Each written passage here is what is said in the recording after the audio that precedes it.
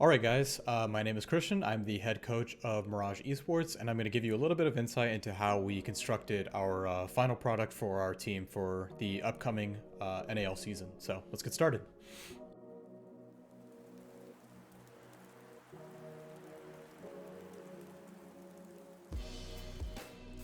Alright, so before we move on to the expansion team, I think it's really important that we kind of talk about the Canadian team for just a second. So basically, as of the recording of this video, we still are struggling to acquire Quartz's visa, so we don't even know if he's going to be available on time for the start of the league. And so that's why you kind of see us moving into the season with a 6-man roster, and then whenever we get to a point where we have finally processed Quartz's visa, at that point, that's when we're going to reevaluate the roster and see if changes need to be made or play out the season or whatever it goes, right? I'm not going to, promise anything right now. So because of that, that's another reason why we felt it was extremely risky to maintain the Canadian talent that we had before. Obviously, I know that Mirage is a Canadian org. I know that Mirage probably has a lot of Canadian fans, but I just feel like it was really important to clarify that. As to why we made so many changes. So now we can move on to the expansion team. All right, so obviously, for anybody who hasn't heard the news yet, our roster heading into the season will be comprised of Loading, Hot and Cold, Nyx, Dream, and then Benji Moolah, while Quartz is on the bench temporarily while we wait for his visa to process. So basically one thing that I want to talk about really quickly is basically how we came to the conclusion of acquiring all of these players. All right, so first I want to talk about some guidelines that we had towards constructing the actual roster itself. So these are more like umbrella objectives as opposed to very specific like player requirements. So the first thing that we wanted to do, for our team, is establish an experienced backline with players that are currently in free agency. So like some of the support players that right now, like Hot and Dream, for example, or these are great examples of support players that we wanted in our team. We wanted to establish an experienced backline to support our more inexperienced frontline prospects. And basically what I mean by that is we wanted to maintain at least 2 rookie prospects at one time. And this will basically let us develop long-term. We also wanted to acquire at least 3 veterans for the start of the merger just to make the transition from the Canadian division to the US division as seamless as possible. And this was more of a personal goal of mine, but basically I wanted to upkeep the Canadian identity of the team because obviously Mirage is Canadian. We have a lot of Canadian fans. It would have been nice to try and keep that up if possible. But obviously, unfortunately, it just didn't really come to fruition. But other than that, I can actually say that we basically checked off all the boxes that we wanted for the roster guidelines. Obviously, we caught a little bit of a lucky break with Hot and Cold being released so close to the I guess at the start of the transfer window, but nonetheless, we ended up with the players that we wanted. Now, this next guideline is a little bit more narrower focused, I suppose is the best way to describe it. So this is more of like what type of players do we want to bring onto the roster. So one thing I think that is important as well is it's not so much that we couldn't find this from some of the other players that we tried out. It was more very specifically we wanted role players on the team and not so much jack of all trade players. We didn't really want a team of like 5 versatile players that could play any spot. We wanted very specifically 5 role players, or at least a few players that are experienced in a specific role but also have that versatility to play other roles. We just felt like that was extremely important. I think that one thing on DZ was we kind of had this squad where we had guys that we could play anything, and it ended up actually causing more problems than it actually solved. And so that's one thing that I wanted to very specifically cut off the possibility of it happening by basically getting role players at every position. Now, some very, very specific player needs that we wanted was a vocal hard breach player to lead executes, a lockdown area defender. So think of like blue gen of Clubhouse, or maybe like Cash of Clubhouse on Jib defenses, Rafter of Club. So just basically 3 spots just to list for you guys.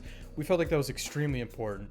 We didn't really have a guy that was comfortable playing blue gen before, so we felt like it was probably worth trying to go out and get one. We wanted more consistency from the entry/soft breach position. That was something that Quartz obviously kind of falls into one of those roles, but not necessarily both. We definitely wanted somebody to help round him out, as well as have like a secondary entry, so that way our entire front line is well-rounded. And then generally, for a team objective that we wanted to accomplish was get some players that were a little bit more consistent when it came to lethal utility. So this includes like frag grenades, like C4s. That's basically the gist of it. Yeah, and I'm absolutely happy with the way that the team shaped out. Obviously, like I said in the previous section, but we got a little bit lucky by the timing of the Hot and Cold releasement from DZ. However, we did initially have that covered with a player like Young, but ironically enough, once Young left the team, it actually opened up a little bit more flexibility for some of our players. So Loading, for example, could move towards a support role, and then we could actually bring on that secondary entry that we were lacking before. And then whenever we simply acquired Hot and Cold, we actually didn't even need him to play support right now up front. We needed somebody to sub in for Courts, and so Matt is one of those players that is versatile enough that can actually fill that role for us. So we definitely caught a lucky break there. All right, I think this is something that people are going to be a little bit more interested in. It's more so of the tryout timeline. I know people want to know very, very specifically what type of players that specifically Mirage tried out. And I guess one thing to note up front, one of the mistakes that I think we made, or I guess more so myself, was we tried to basically what we were doing at the time was we didn't exactly think we needed to replace all of the Canadian talent. We were doing it more so one at a time. And so we really didn't want to leave a player on the bench for too long. And so what we ended up doing was basically try a support player, and then we tried a fragger, and then we tried out another support player and then another fragger. That way we can alternate who was on the bench at what time. Now that ended up actually serving as more of an issue because it wasn't until we tried out Dream that we kind of recognized that we had our support players covered. And so after that, it was more ideal to try out some of these fraggers. Now that we actually had the set back line, really solid drone work, really solid communication, so that way these players, more importantly, the tryouts can actually thrive and we can get a good look at them. So that's something that we messed up on. That being said though, I think the only player that it really affected was Wimpy's tryout. But I do think that I personally got a good grasp of Wimpy, and I was able to kind of share that with the team. We had his VODs, we know what he's really good at, we know that some things that we were going to need for him to improve on, basically if he was going to join our team. And some of it might not even be his, about him specifically. It might be the role that we needed him on. So that's just something to keep in mind. So after we solidified our support backline using Young and Dream, it was a lot easier to tell what type of players we needed on the front line. So obviously some of the players that you see here are Yaga, Kilo, which we did try on the hard breach, but we felt that Kilo was more of a playmaker type of support, as opposed to an IGL support that we kind of needed at the time.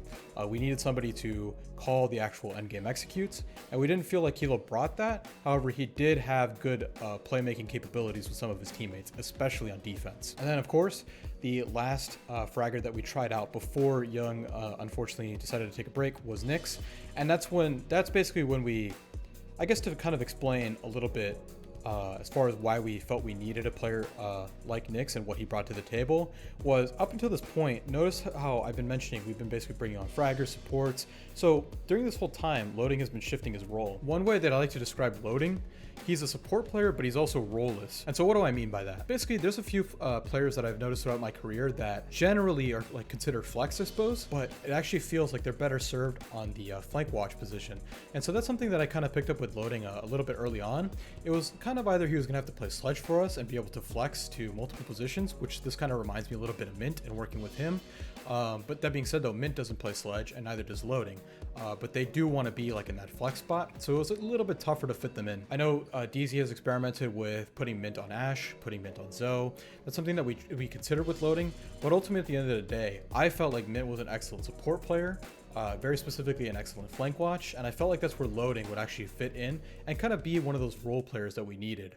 And he could actually thrive and learn from players like Young, and now a player like Hot and Cold, or Dream even, on that flank watch position. So once again, after the Young break, it kind of freed up our roles a little bit. In that case, we could actually get that secondary entry that we were kind of lacking whenever we had to replace Silent on the roster. So that's whenever we started to try out players like Eska. I think that'll be of interest to some people, which once again, we were trying to kind of upkeep that Canadian identity. Unfortunately, it didn't end up working out. Obviously, considering Quartz's visa is still in that process, we're kind of, I guess, lucky, you could even say, that we didn't acquire another Canadian talent. Obviously, it would have been crazy, but yeah, unfortunately, it just didn't really, I guess the timeline just didn't really work out.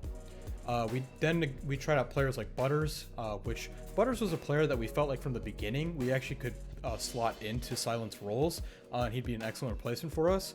I think we just waited a little bit too long. Butters obviously had a tryout with Exet, and he basically just chose them, and that's great. I'm really happy for him. Obviously, I coached him on TLD, so I'm really excited to see him back in the NAL. So after we tried out Butters, we were still on the hunt for a Zofia player, and that's where a player like DP was kind of next to step up in line. Obviously, he's had experience with Nyx. Personally, I felt like he was still a little bit raw mechanically, and it was going to be really hard to kind of shape him. So something that was very important that I learned along the way was there are very, very specific players that have been playing Zofia and the routes that Zofia runs very specifically for so long now. Yaga was an excellent example of that. Obviously, he ended up going to OXG, taking like a little bit of a bigger offer, you know, top 4 team up front. Obviously, I'm very happy for him. But that's just a great example. Yaga's been playing Zo like for ages, right? He's been used to that secondary entry position.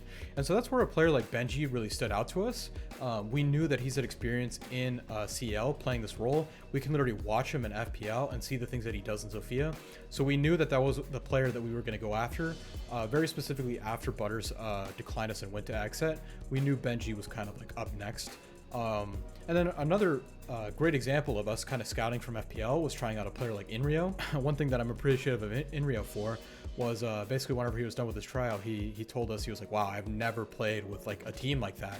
And basically what he meant was he, I guess he's been playing in CL or FPL, wherever I don't really know Inrio's backstory, but for him to kind of get experience with like, you know, Nyx and Dream, I think it just kind of showed like how good our communication could be and what like a pro team felt like. I guess maybe it's just kind of interesting to reflect on now because I've been in that environment for so long, and so have some of our players. But it's kind of cool to, I guess, share that with you guys because we are trying like Challenger League players, FPL talent. So it's kind of cool to get their perspective on things. And so obviously after we signed Benji, Hot and Cold became released from Dark Zero. Now obviously I've worked with Hot and Cold. He's a nephew of DNA, and he's also Nyx's cousin. So we definitely know we wanted to have him. I saw that before we announced Hotton, people were a little, I guess you could say, underwhelmed, but I'm really happy that after we pick up Hotton, it feels like people understand that we have actually completely rounded out the roster now. So I'm really excited to see what that's going to look like. Also, one thing that's worth mentioning, I suppose, is Hot and Cold possesses very, very specific skills that a support player should have. I feel like the same way about Dream, and I think that these guys can actually help guide loading, specifically in that flank watch position, and, you know, just develop him into a better player. All right, so this kind of leads to our last topic, which is basically the support versus fraggers, I guess, controversy, discussion, whatever you want to call it, in North America specifically, because more and more teams are trending towards releasing their support players in favor of these high caliber fraggers, especially the ones that have been tested in the NAL. That's where you see like us, you know, we kind of have to grab some players like, you know, Benji Mula, who's untested. He obviously shines in FPL, so we're really happy with the actual pickup. But you see some other teams maybe go for like players like Creators. NJR obviously is getting up there. So I guess it's just kind of important to distinguish like the battle tested entry fraggers versus where we have to kind of go deeper into the Challenger League, which personally I think is actually great. I've been saying for a couple seasons now the Challenger League actually has some insane mechanical skill, but the one thing is you can't really tell how good a support player is in Challenger League. Like even if their team is doing really bad, you don't really know what this support player's communications is like. So personally, my philosophy was let's use free agency to pick up some great support players, and then from there we could take a little bit more risks on the entry fraggers that we're bringing in. So really, I feel more secure if we do have those traditional support players that are experienced, and we don't necessarily have to worry about them developing and how they develop. So that's just something to keep in mind, I suppose. But other teams obviously have different philosophies. They kind of, you know, chased after Creators, Rexen, Kansan, you know, those type of players. Sorry if I forget anybody, by the way. Which makes sense, right? Those are, you know, really highly talented players. However, we felt like we could afford to dig deeper into Challenger League for those fraggers if we did support them using our backline.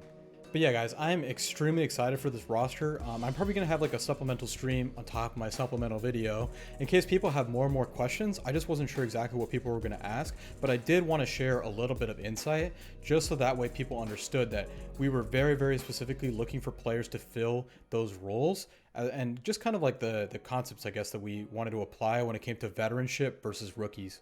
So yeah, thank you guys for watching, and I'll see you guys later.